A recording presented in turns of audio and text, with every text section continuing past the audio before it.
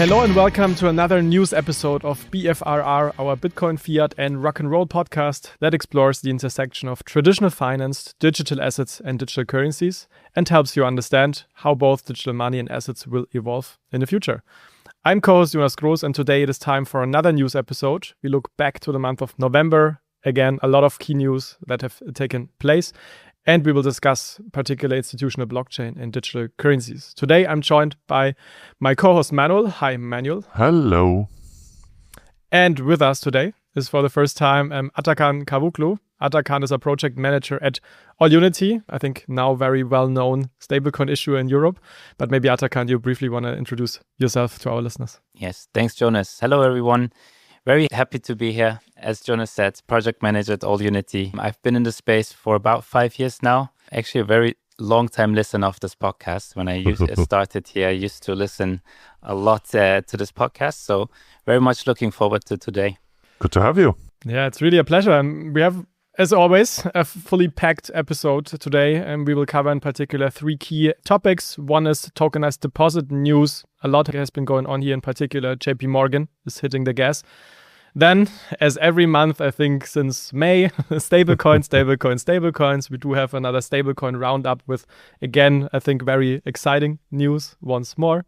And last but not least, we do talk again about the digital euro, because also here we do see movements both from the side from the European Central Bank and also finally the legislative process in Brussels, where we will comment and evaluate the recent developments.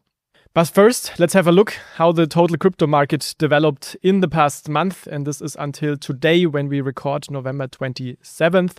And it has been a hard month for the market. It was not going up in November, as this is often the case, statistically at least. And at the end of the month, we had roughly 15% minus for the whole crypto market, resulting in a current market capitalization of 3.3 trillion US dollar.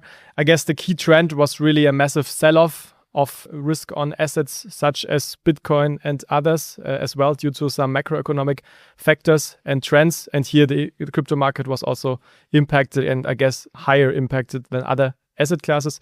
But we have also in the last couple of days seen a slight rebound. What I found very interesting is that, often you can look into a lot of indices and do some analysis on, when the market will go up again, down again, whatever, which we typically do not do. But what I found very interesting was that the so-called Fear and Greed Index, which measures kind of the sentiment in the crypto space and lies between 0 and 100, was around 7. And this was one of the lowest levels ever. So there was absolute panic, absolute fear, because under 20 is extreme fear. Now it's back again at 18, but still fear.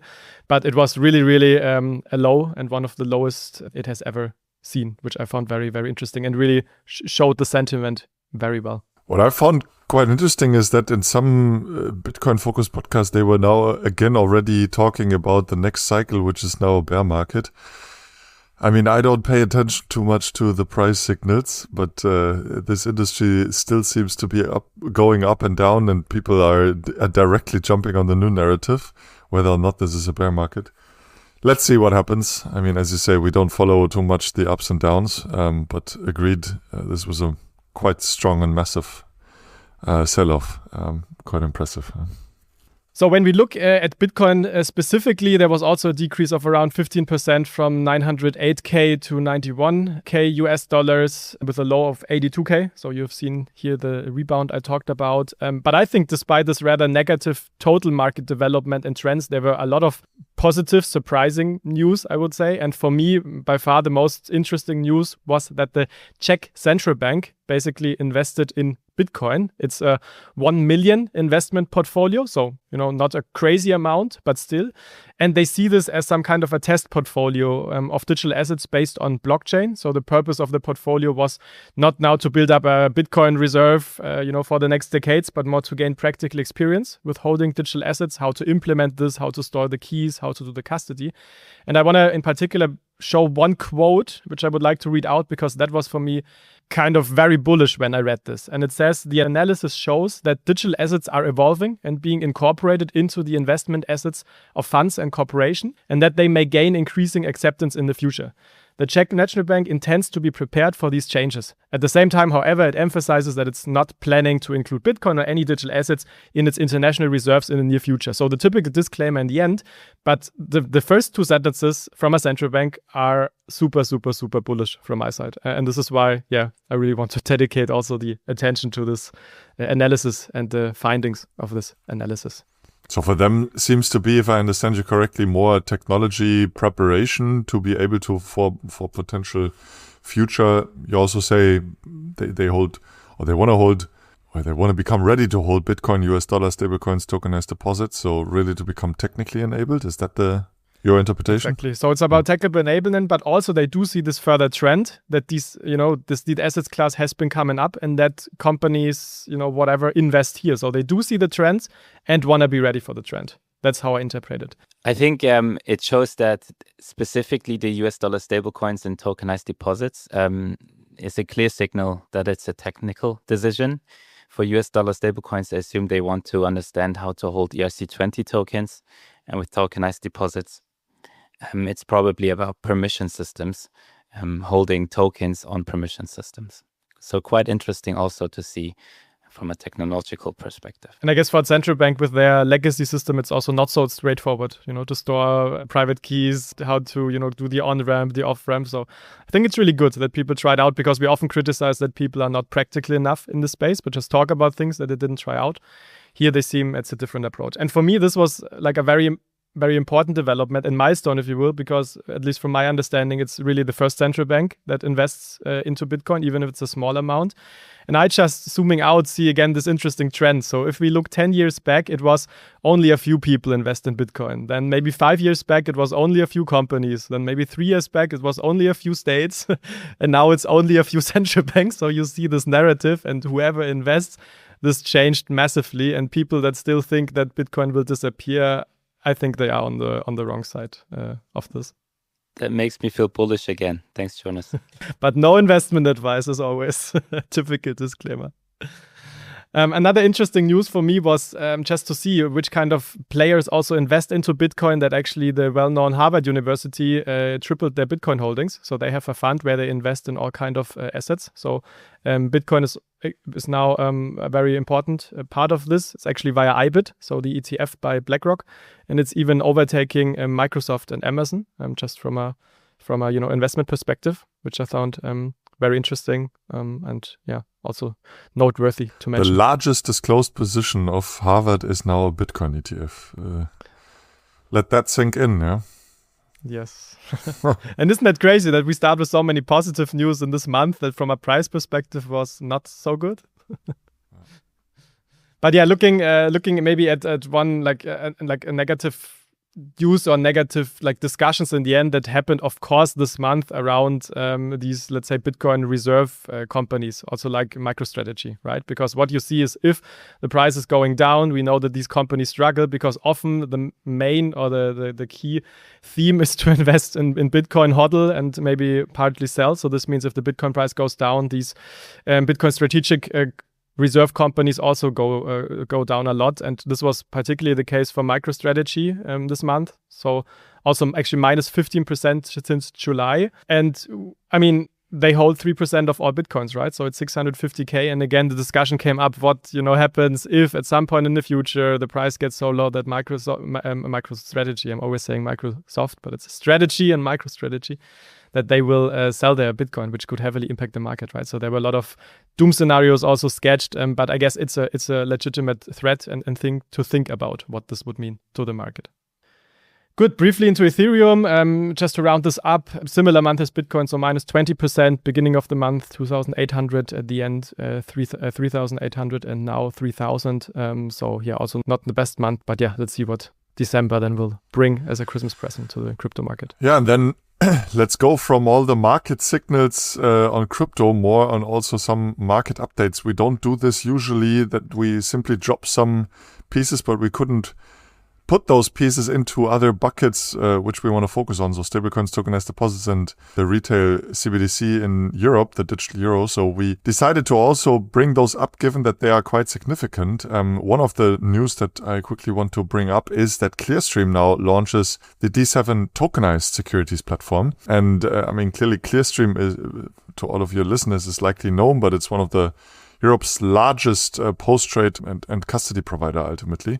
So it's from Deutsche Börse, from the Deutsche Börse Group. And they have been working, and it's already live, on a D7 platform, which is not blockchain-based, but ultimately allows non-paper-based, so fully digital security issuance for quite some time already, for quite some years. As a reminder, the Electronic Securities Act in Germany allows, since it was released, I think also like 3 or 4 years ago, the issuance of digital securities in two forms, either as digitally recorded on traditional databases, but also in tokenized form, meaning issued as a token on a blockchain. And Clearstream so far has only been playing in the non-blockchain world, so to say. They've been experimenting, of course, over the last years, especially also last year, when they participated in the trials and the pilot of the ECB to settle capital market transactions and central bank money.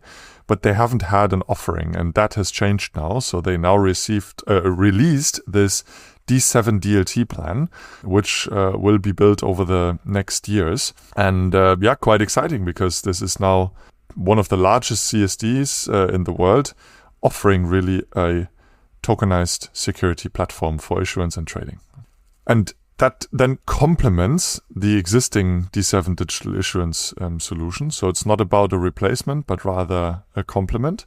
The investors can now really choose between digital but traditional format, or also DLT native issuances via the existing integrations that these players already have into Clearstream, right? So this is also a big benefit. You don't necessarily have to connect via different ways, but can use your existing integration. And they focus on commercial papers and medium-term notes, which then also benefit from this intraday issuance. So we know this, for example, in the US, where commercial papers can already be issued on an intraday basis, even non-blockchain based. So this is quite an efficient market.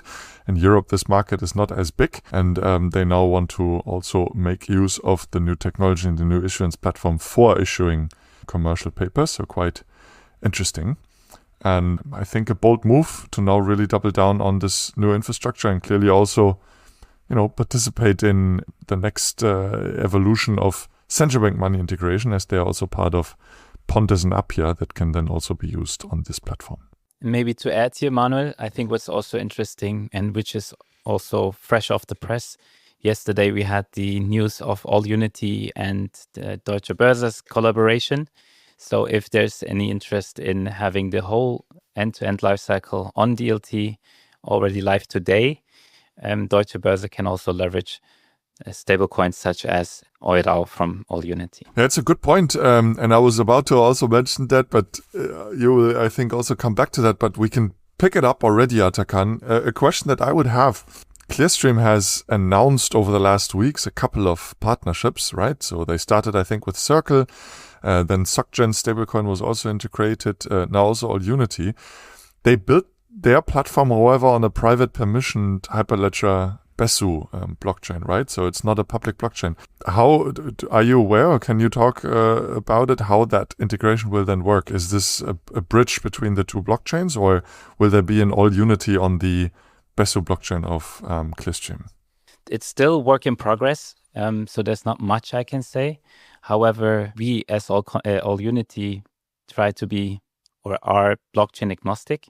So it would be a stablecoin on Hyperledger Besu in that case. But again, it's a work in progress, so the details are still being crystallized here. Definitely a bold move that we see, so curious to see how it develops. Clearstream has issued, and we've covered this when it came out. I think it came out maybe 2 years ago or so. They've also had their crypto trading platform. I haven't seen so much traction. I think now with the hype of around tokenized securities, that could change. But we'll definitely follow closely. Maybe we can get Thilo from Clearstream in the podcast as well to talk about this move. Now, a second update that I wanted to bring with is Swyat receiving a BaFin license for a crypto securities register. We've had Swyat a couple of times in the podcast already. Ivica Aracic, for example, is quite vocal and quite known in the German industry here. So it's a Frankfurt-based fintech specialized in blockchain software and tokenization. And there is now received a license for the Kryptowertpapierregisterführer, the longest German word. So it's basically a registrar for issuing crypto securities under Germany's electronic securities law. So again, coming back, this is required. If you want to issue a tokenized security, you need to have this registrar. And Swyat now has received that license. That's great. Congratulations to that. And Swyat has been making notes, and we've been covering that also on unbundling, so to say, their blockchain infrastructure from the services that Swyat wants to offer.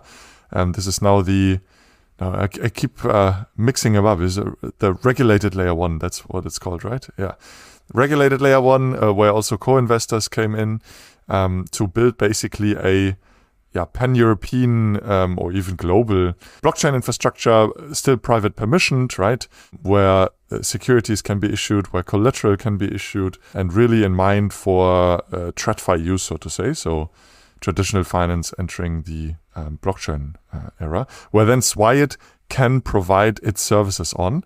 And here then, again, also issuing or offering the registrar services for crypto securities. Yeah, so quite interesting as well.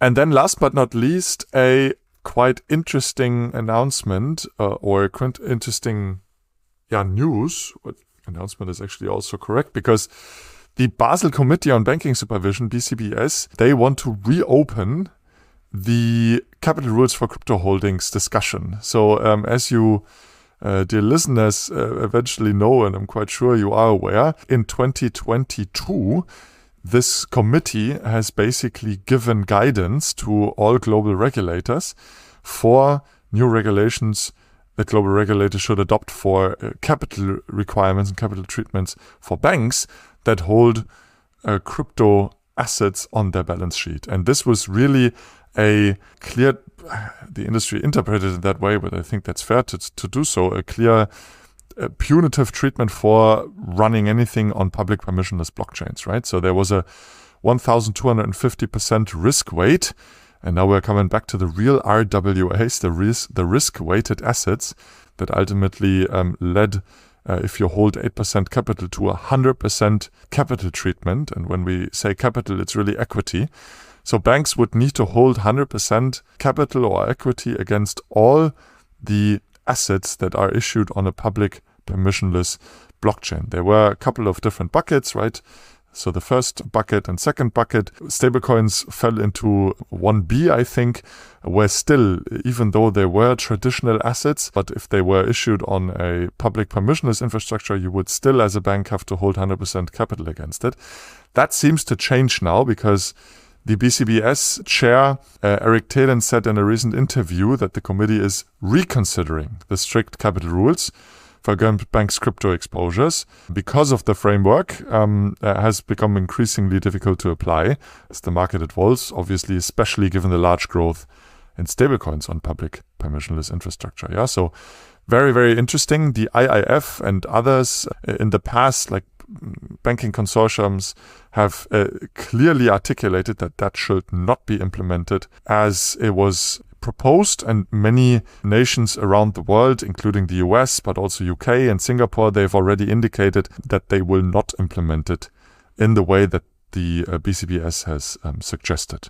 Yeah, I think, Manuel, that's super interesting news, because if you have this weight factor of 1,250%, this means, as you said, that banks have to fully back this with equity, so 100%, right? So this also means that anything on a permissionless chain that falls into these categories is just super low incentives for banks to put this on the balance sheet, right? So that's kind of a showstopper, is if this is really the full asset, the full equity you have to back it with. So I think it's really important and a really interesting step for the industry that it seems to go away from this, because of course permissionless blockchains do have new risk vectors, maybe even more than other infrastructures.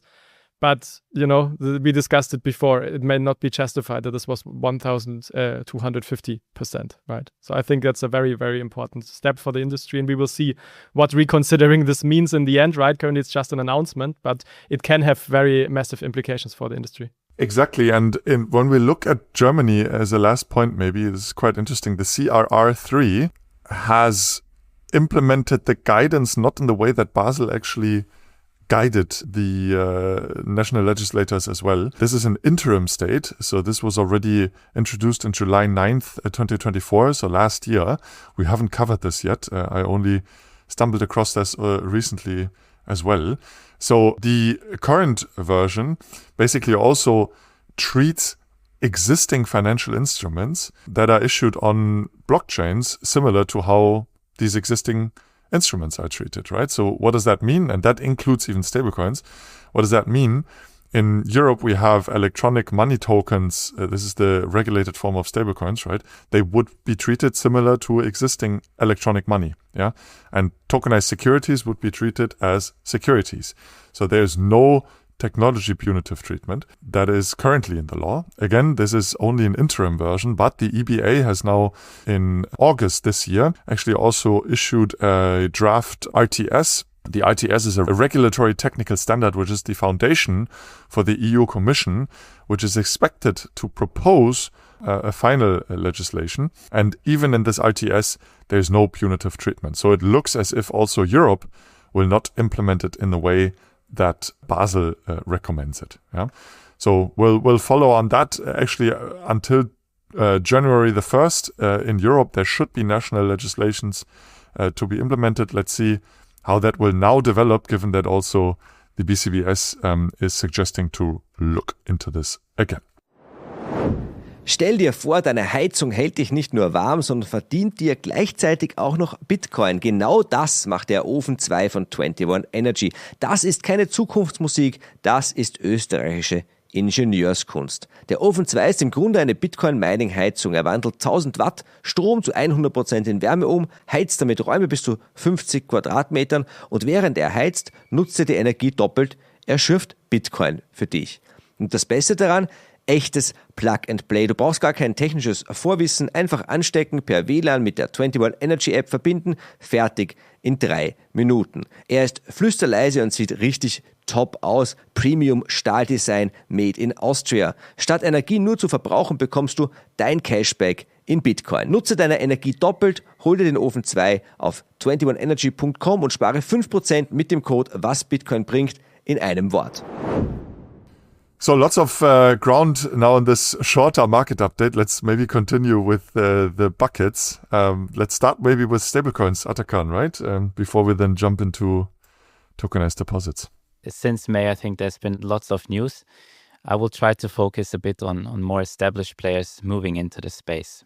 So I grouped the stablecoin news into 3 buckets. Maybe let's start with B2C payments, or payouts. Payments from businesses to individuals. This is particularly interesting for the gig economy. So freelancers or digital creators could now be compensated directly via stablecoins, specifically relevant for digital workers that are employed in other countries or do not have access to a US dollar bank account. Visa recently announced a pilot that enables businesses to make payouts using US dollar stablecoins. So again, we see the US dollar being used, and they do not specify which stablecoin that would be. What's interesting about this one, so going into this payment is done via fiat rails. So you pay in fiat, but the receiver receives stablecoins. This aims to drastically speed up global payouts. So what used to take days and usually eat up a lot of fees is now being settled in minutes. This is obviously great news for cross-border creators or remote freelancers in underbanked markets and provides them a real shift. They have immediate access, fewer dependencies on FX corridors, and less friction overall. Similarly, competitor MasterCard is also extending its payout network by partnering with Tunes to bring stablecoins to over 120 countries. Again, marketplaces, gig platforms, and freelance networks using MasterCard's infrastructure can now offer stablecoin payouts as a native option. The only difference here, you're going in with stablecoins and also going out with stablecoins. For MasterCard and its partners, this is again a way to modernize payout flows and attracting new business models around payout offerings. Now, why do these news matter? Well, they show that stablecoins are bleeding into everyday payout infrastructure. Once large payment networks such as Visa and MasterCard are embedding token rails, stablecoins become everyday payments. I mean, this could lead to a structural shift in how we move money. If, and this is a big if, but if payouts continuously are stored in wallets and later used to make payments, this might kickstart the broad use of stablecoins also in retail payments, something we haven't seen so far. I think this is super interesting because, when you think about stablecoin adoption in payments, which we so far really don't see, right? I mean, there's this quite good Artemis study that looks at payments companies that ultimately offer hosted wallets and then really focus on payments use cases. It's like less than 1% of the stablecoin volume is really in payments. And I was always wondering which payments use cases have a high chance to fly. And you're going to come to retail and remittance as well. This is definitely also one that I see. But the payouts, the B2C cases, to me also seem quite interesting because on the recipient side, it's much easier for a retail client to go to a crypto exchange, for example, and then sell the stablecoin for local currency if you need it. But you cannot tell this to a corporate so easily, right? To say, well, if you now receive the stablecoins and go to a crypto exchange to get your local currency, there's some much higher hurdles to do that, right? So you would need some institutional off-ramping in that particular country. But with a retail customer, that might work. And the gig worker in some of these countries might eventually also want to hold US dollars, right? And one interesting piece that you noticed, if I got it right, that Visa doesn't even require the sender, so a corporate, to hold stablecoins, but rather go from traditional bank accounts, whereas MasterCard requires the sender to have a stablecoin. Is that a fair summary? Correct. Yes, Manuel. Quite interesting indeed. If we then move maybe to, as you said, the retail payments, this is quite a new trend, I would say, that's popping up now in 2025, where stablecoins are being more and more moved into the retail and remittance payments area. There's one particularly interesting news. Western Union, actually looked this up. It's a 175-year-old company focusing and specializing on remittances that has over 100 million customers globally and operates in over 200 countries. I actually used Western Union once myself and was frustrated with the fees I had to pay back then. What's new is Western Union is now launching their own stablecoin. It's called USD Payment Token, so short USDPT. People need to get creative nowadays. Lots of stablecoins. And it's issued in partnership with Anchorage Digital. So Western Union is also moving to blockchain rails to accelerate their global payment. Interestingly, Western Union has decided to exclusively issue their stablecoin on Solana. While most EMT issuers are focusing on Ethereum and other layer 2s, Western Union has selected Solana, in contrast to competitor MoneyGram, which are using Stellar for their stablecoin rails. But again, Solana makes a lot of sense. It settles in sub-seconds with finality, has huge throughput and minimal fees. So ideal for cross-border payments. And this also clearly shows both Western Union, also MasterCard and Visa, they are reinventing themselves, right? Because they see there is a trend going on. And if we are not doing anything, we will struggle and we may be not be alive another 175 years. So that also shows the urgency and the market movement that they have to reinvent themselves. Otherwise, they have fundamental issues. And for Visa and MasterCard, it's a good addition to the cross-border push payment networks that they are having, right? So Visa Direct and MasterCard, I think it's called Go, where this is very different to the card rails that usually we are talking about, right? And I mean, in some cases, these networks are used, but when you look at the revenue, I don't have the concrete numbers, but clearly it plays a minor role for them, right? But clearly they want to grow their business in this area as well, so it's a good addition to the existing rails that they're using on these networks to now also use this new form of money. Definitely. I think there's a lot of efficiency that can be gained. I mean, global remittances amount to nearly $1 trillion every year. And if fees are around 5%, I mean, just do the math. It's massive potential to save dollars and make more efficient payments. Cool. Let's move from a very old company to maybe a younger company. Klarna, the Swedish fintech known for the buy now, pay later solution, is also launching their stablecoin. So it's called Klarna USD, again, a US dollar-backed stablecoin. And with their launch, Klarna becomes actually the first bank to launch on Tempo. That is still not live. It's on testnet, but it's the payment-focused blockchain backed by Stripe and Paradigm. With over 100 million customers, the aim here is clear. I mean, Klarna is trying to embed stablecoins into e-commerce and payment flows to enable merchants and customers to transact without traditional banking rails. Again, we just discussed Visa and MasterCard.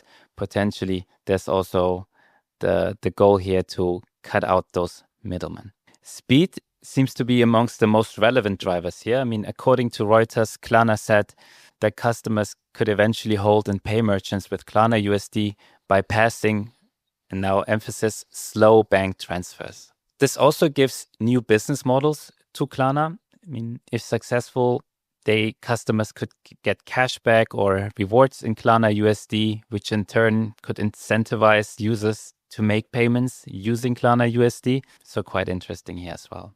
But what I don't understand is really why everybody issues a new stablecoin. We do have so many new stablecoins. I understand that the business model is very promising in the US, right? With having government bonds very highly remunerated. But why not using, do we need, always this question, do we need now this 100 new stablecoins coming up that are issued by all the major players, or isn't this just adding complexity? Definitely fragmentation, yeah. Exactly. I have a strong opinion on this. I don't think so. I think it's going to be a few players that will end up making the race, but it's a hype topic at the moment, Jonas. So as I said, people need to get creative. But clearly everyone sees the tremendous earnings, especially of Tether, right?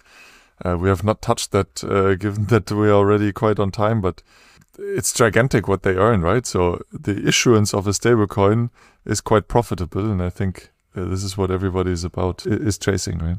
Yeah, but I think it's not going to be about issuing in the future, because everyone, and as we see, can issue a token or a stablecoin, but it's rather creating the ecosystem and also having value-added services on top of the stablecoin that will make the race.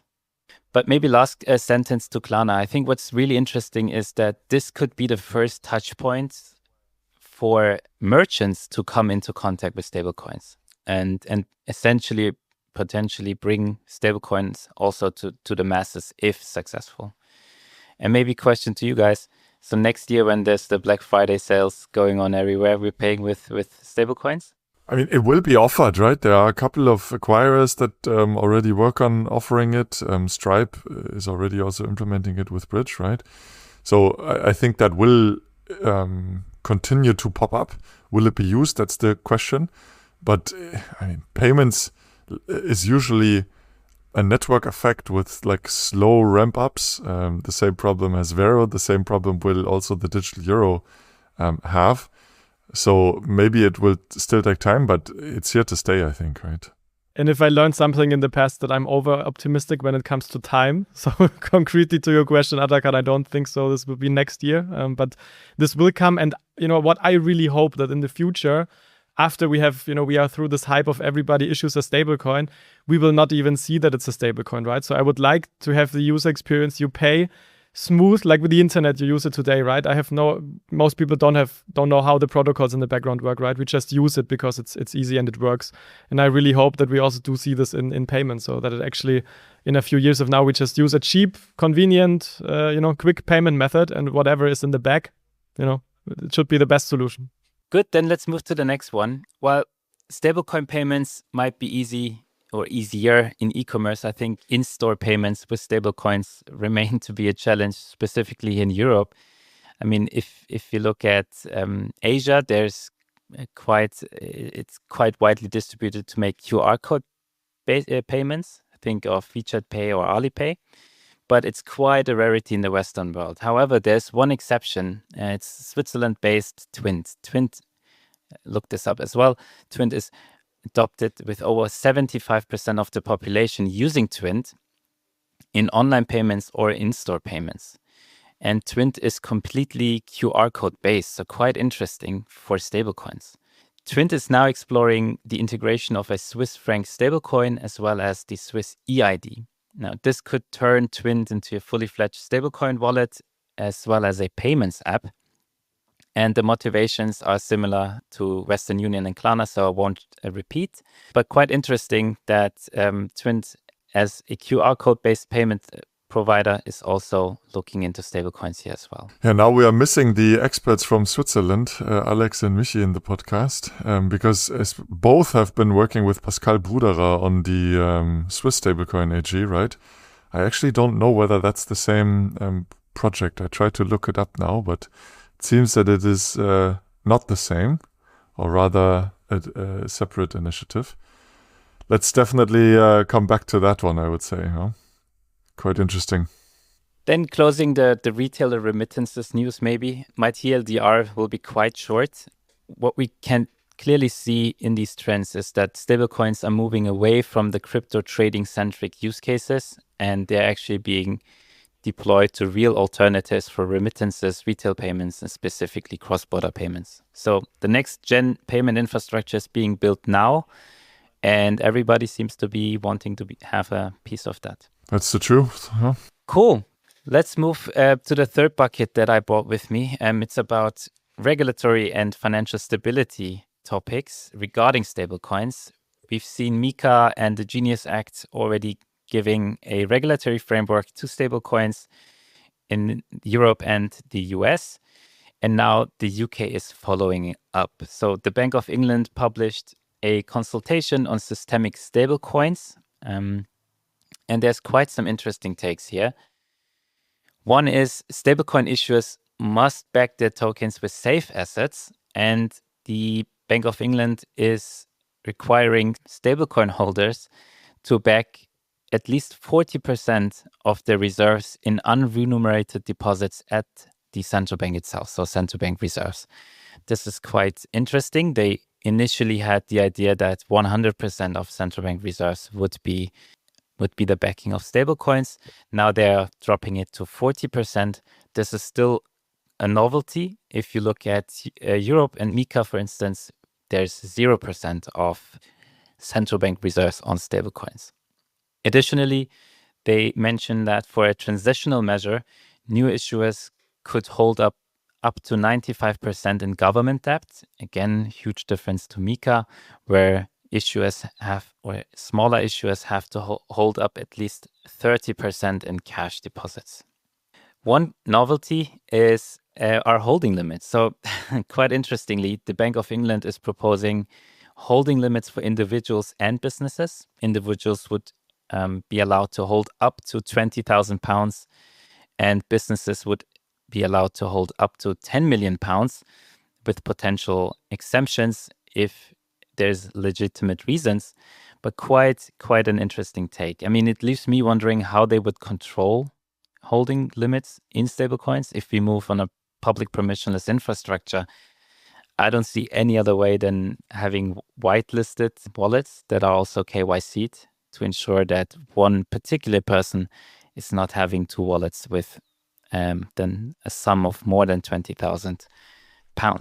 And the intermediaries providing those wallets would likely need to do that, I reckon, right?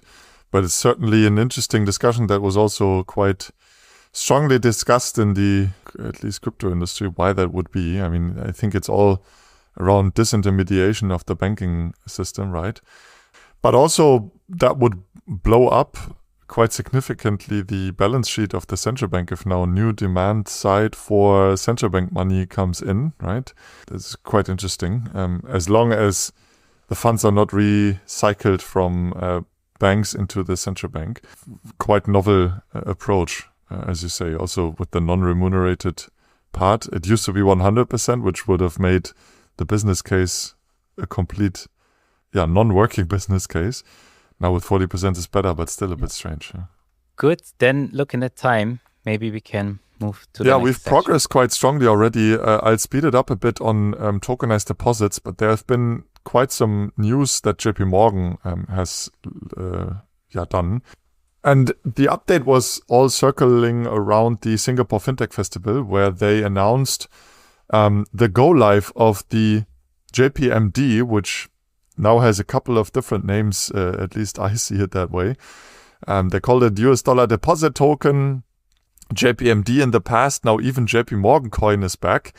I heard that in a couple of promotional videos as well from the conference. So what is it? It's basically a deposit that JP Morgan issues on Base. We've been talking about it as it was announced and tested already, but now it's basically live. So JP Morgan now not only has Kinexys, which is their private permissioned infrastructure, which you could rather think of like a core banking system, right? It's behind the walls of JP Morgan. But now they also issue their deposits on Base, which is a public permissioned infrastructure from Coinbase, the layer 2.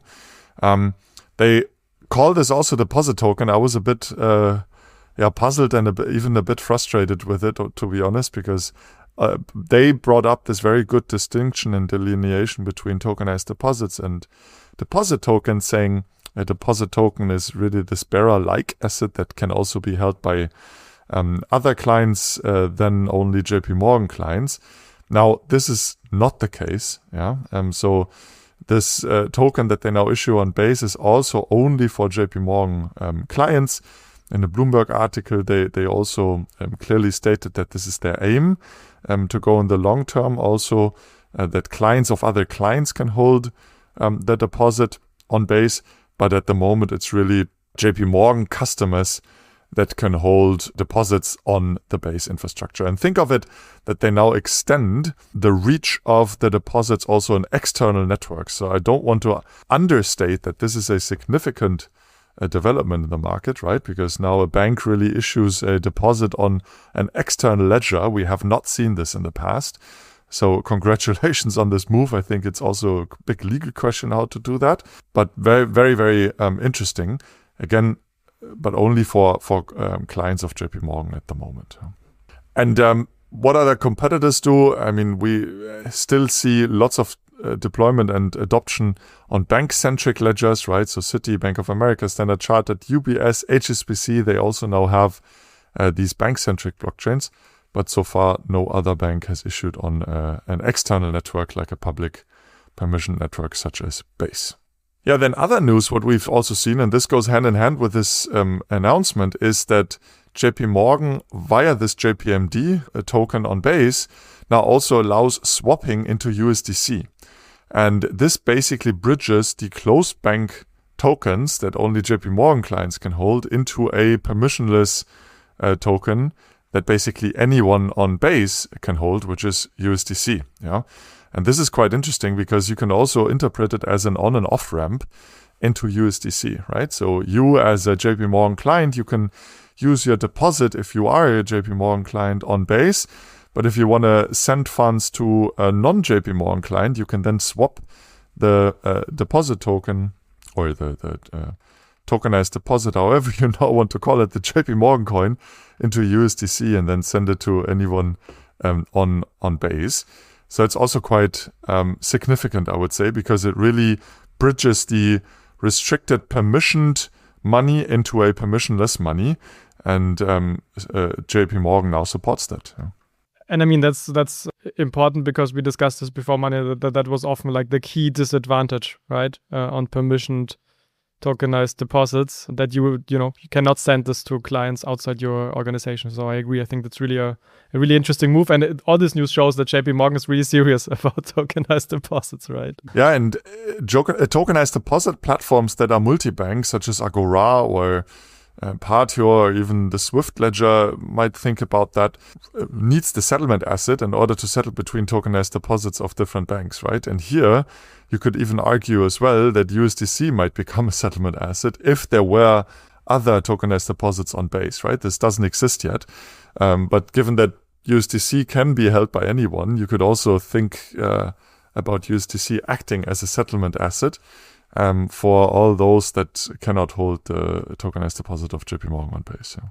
Switching to Connexus, again, which is the closed blockchain platform, which you can think rather as a core banking system from my perspective of JP Morgan. They've also had two interesting news there. Alibaba also now uses the BDA balances, so the blockchain deposit account balances, which they now call it on Connexus, right, to go for 24/7 cross-border payments. Interestingly enough, clearly also only for those that are connected to Connexus and actually are JP Morgan clients. So I haven't seen whether this is only internal flows. I think Ant Financial already does that to a significant part that has been announced in the past, but now also Alibaba wants to do that. And another news that came in is that JP Morgan are working with DBS on a framework also for interbank tokenized deposit transfers. I haven't seen lots of information, at least publicly, how they want to do this, because again, similar to what I've said a couple of minutes ago, you would need to have some sort of settlement asset in order to settle between the different tokenized deposits. And now we're talking different private bank-centric blockchain infrastructures to settle between those two, right? And they want to work on that, right? So to work on an operational and legal standardization, a cross-bank framework that shall allow the settlement between those two platforms and the two different tokenized deposits. So we're going to follow that closely, how that will look like, if it will look differently to what we see in the market with these platforms like Agora and so forth. And last but not least, also Citi has now announced that they want to work with Coinbase on, first of all, also stablecoin integration, but also their Citi token service has received an update that they now also are live with euros on their Citi token service. And this is their private permissioned infrastructure, right? So two complementary strategies. First of all, for allowing efficient on and off-ramp access into public stablecoins via Coinbase, but then also its own token service expansion into euros. So two strategies, one the closed and one the open loop, and the closed rail and open rail strategy. And Citi, I found quite active in the past weeks and months on both sides, right? Again, on the tokenized deposit side, but also on the stablecoin side. Yeah. So quite a vibrant ecosystem on both sides, stablecoins, but also tokenized deposits. Private forms of money only on blockchains, but there were also significant news on the public side. Jonas, handing over to you on some updates on the digital euro. Indeed. Let's go into the digital euro. So there was two key news. One was that the European Parliament published their draft report on the digital euro. So some background on that. We know that in June 2023, the European Commission published the legislative draft on the digital euro. And now a few weeks ago, the European Parliament basically commented on this one. We list this report in the show notes. So this means we had to wait now for 2.5 years until this report. But now it's finally here. What's now about to happen is that the European Parliament aims to have a unified perspective on the digital euro by end of May 2026. So this is a draft report. There will be discussions ongoing, amendments whatsoever. And in the end, mid of 2026, there will be a opinion by the Parliament, which then goes into the negotiations of the legal draft, right? So that's the normal process in the EU. This takes time, but we see progress here. And of course, the key question is, what does the Parliament draft report now say on the digital euro? And it says a lot. So it's 160 pages. So again, if you want to read it in full, we list it in the show notes. And here, in the next few minutes, we will just focus on the most relevant aspects. And I think to quote the key narrative of the whole report, and that's very important, that's a direct quote. They say the digital euro should be assessed against clearly defined problems and compared with the best available market alternatives. Existing European retail private payment initiatives in a significant number of member states are widely adopted in their national markets and satisfy a large part of the customer needs. So in short, the digital euro needs to provide concrete USPs and should only be issued, at least the online one, talk about this in a second, if there are USPs and if private solutions cannot really address this need. And that's, I think, a very clear and a very bold statement. And that has, of course, a few implications. Implication one is the suggested focus of this Parliament draft reports is on the offline digital euro. So they say the offline digital euro would already address a lot of the key goals that the euro system has with the CBDC, like reduce over-reliance on non-European players, provide a high level of privacy, it does not imply a high financial stability risks. So they suggest concretely to establish the digital euro initially only in the offline digital euro or with priority on the offline digital euro form, if you will. And importantly, the online digital euro, again in quote, should be contingent on the absence of a pan-European sovereign retail payment solution covering person-to-person, person of interaction, and e-commerce use cases in the euro area. So this means the online digital euro should only be issued if the private sector cannot really address the value propositions here. And concretely, the Parliament asks the Commission to assess this. So to assess the question, are here private sector solutions that address this, or is the online digital euro needed, right? And that's, I think, a very interesting and a very bold statement from the European Parliament in this draft report. And you can clearly see that there are private initiatives emerging, right? So Vero is growing by the day and by the week. You see lots of press releases that they will also now go live in the e-commerce. And I think you can clearly have an argument that, the private sector is now really trying to deliver something. If the digital euro comes, what will happen with those private initiatives, right? Will they be completely driven out of the market? Why do you actually need a public solution for that if the market is developing it? The key question is now, is the market, the private sector, actually developing a solution? And that, I think, is at the heart, right? That they should be given more time to provide a solution and then evaluate it. I think 24 months after the offline digital euro will go online, it should be evaluated whether or not there's enough coverage in pan-Europe on a pan-European basis that ultimately justifies the issuance of the online version of the digital euro. Yeah, and I mean, the key question is really, can the private sector provide such a solution, right? And we do have next week from the Digital Euro Association an event in the European Parliament where we want to exactly discuss that, and also to maybe tease, we have a podcast next week with Alexandra Hachmeister from Bundesbank where we exactly ask her the question as well, what she thinks about this. Don't want to spoil this, but she sees definitely a public and private sector collaboration when it comes to these to also the digital euro and also together with Vero, but more in the episode next week. And besides two other core aspects of this draft report, one was really that it was called out for a higher priority on wholesale CBDC.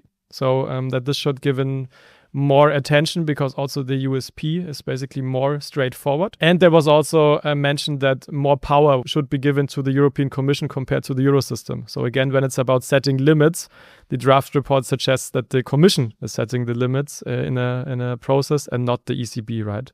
So it's a little bit of this power discussions that are, I think, kind of expected, showing muscle. But I guess that's kind of the key factor. So it's really about online and offline, and this will probably be a question that we will stick to for quite a while. And also I'm curious to see if this will stay in this draft report or if there is now, lobbying and argumentation work going on that in the end, the final report of the Parliament maybe goes into a different direction. But the anchor is set, so let's see how this develops.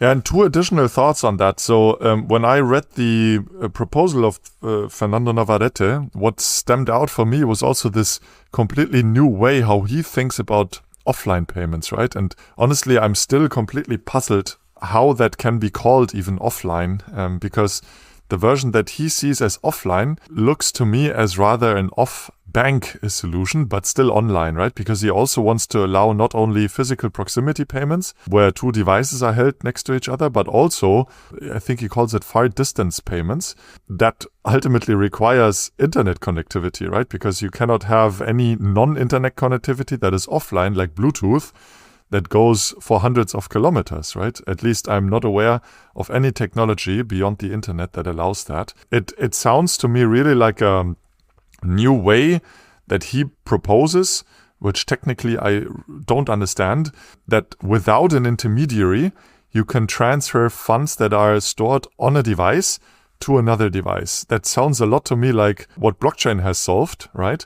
But here it's not only stored on one physical device, the tokens in your wallet, but rather on all the different nodes, right? So it's a distributed ledger, which he doesn't foresee. He foresees that balance is stored on physical devices that can then, without an intermediary, be transferred, I suppose, via the internet, which is clearly an online version. Yeah.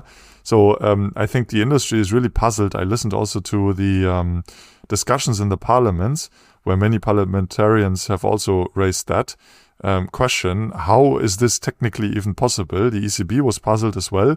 I am still as well. So that was one piece. But I'll pause here if you have any views on that, if you also stumbled across that.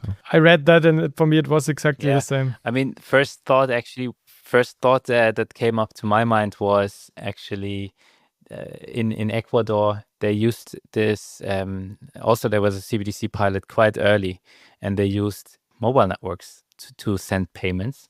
So that was the first thought, but then looking into it a bit more, it seems like this is a completely new thing. So quite interested to see how they're going to solve that problem. But that's actually an interesting thought that you have, yeah, because also M-Pesa in African countries started, I think, with mobile payments, right? Maybe he thinks in this direction. It's a good point. And the second point that I quickly wanted to raise is, when reading through his proposal, what stamped out as well is that he very, very, very diligently separates the online and the offline balance and the online and the offline wallet, right? And this is also what puzzles me a bit. This is actually true also for the design of the digital euro that the ECB foresees, that they plan to issue two different wallets, right? Yeah, a colleague of mine has brought this up to my attention. I'm very thankful for that.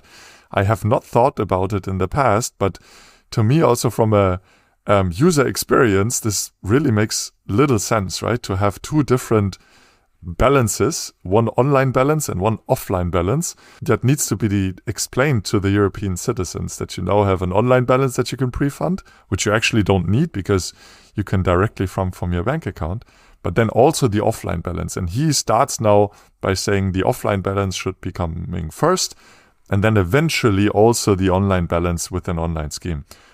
My take is, why not combine online and offline balances and basically have one balance that can be sent offline, yeah, but not like he maybe foresees it, but rather offline, and then eventually also use the same balance in a potential online scheme when it comes, yeah. Yeah, I think this is the security trade-off. The ECB argued that there might be different holding limits for offline and online payments or holdings. And I believe this is that exact discussion, Manuel. If you look into the digital euro development, it's a highly complex discussion, and I'm very excited how they're going to solve it. Just ramping up the limits to the online limits then actually leads to a security issue, because if you can hold more than, I don't know, let's take the very well-known 3,000 euro mark. If you can hold up to 3,000 euros in your offline wallet, and those euros are then duplicated and then distributed around, it just provides a security issue for the ECB. So very interesting to see.